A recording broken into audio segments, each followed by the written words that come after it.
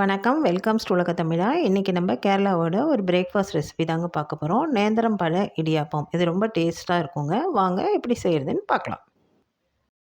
நேந்திரம் இடியாப்பம் செய்கிறதுக்கு இப்போ 2 நேந்திரம் பழம் எடுத்துருக்கோங்க. இதை நம்ம வேக வச்சு எடுத்துக்கலாம். இப்போ இந்த பாத்திரத்தில் நம்ம கட் பண்ண நேந்திரம் பழத்தை வச்சு வேக வச்சு எடுத்துக்கலாம்.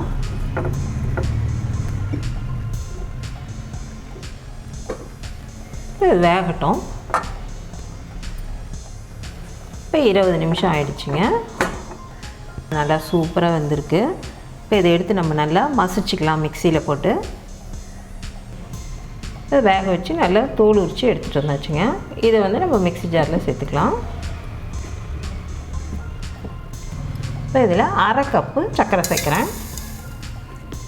கொஞ்சமாக ஏலக்காய் தூள். இதை நல்லா நம்ம பேஸ்ட் மாதிரி அரைச்சி எடுத்துகிட்டு வந்துடலாம். இப்போ நல்லா நைஸாக அரைச்சி எடுத்துகிட்டு வந்தாச்சுங்க. இதை ஒரு பவுலுக்கு மாற்றிக்கலாம்.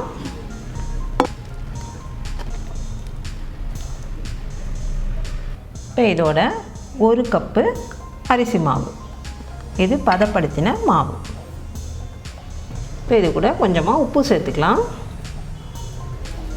இப்போ நல்லா இதோட ஒன்று போல் சேர்ந்து நல்லா பிசைஞ்சுக்கோங்க. நம்ம எப்போவும் இடியாப்ப மாவு பதத்துக்கு பிசைய வேண்டியது. நம்ம எப்பவும் பிசைவோம் இல்லைங்களா, அதே மாதிரி இடியாப்ப மாவு மாதிரி பிசைஞ்சுக்கணும். இதுக்கு தண்ணி எதுவும் தேவையில்லை. இப்போ இதில் கொஞ்சமாக சும்மா ஒரு 1/2 டீஸ்பூன் அளவுக்கு தேங்காய் எண்ணெய், நான் தேங்காய் எண்ணெய் சேர்க்குறேன். நீங்கள் நெய் கூட சேர்த்துக்கலாம். இப்போ எனக்கு இந்த மாவு சரியாக வந்துடும்.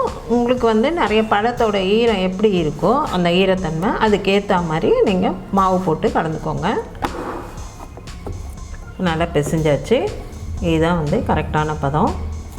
இப்போ நம்ம இடியாப்பத்தில் போட்டு பிழிஞ்சு எடுத்துக்கலாம்.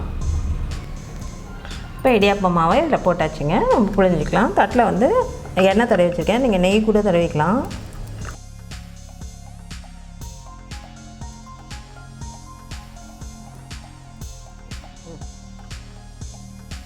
இப்போ பிழிஞ்சாச்சு.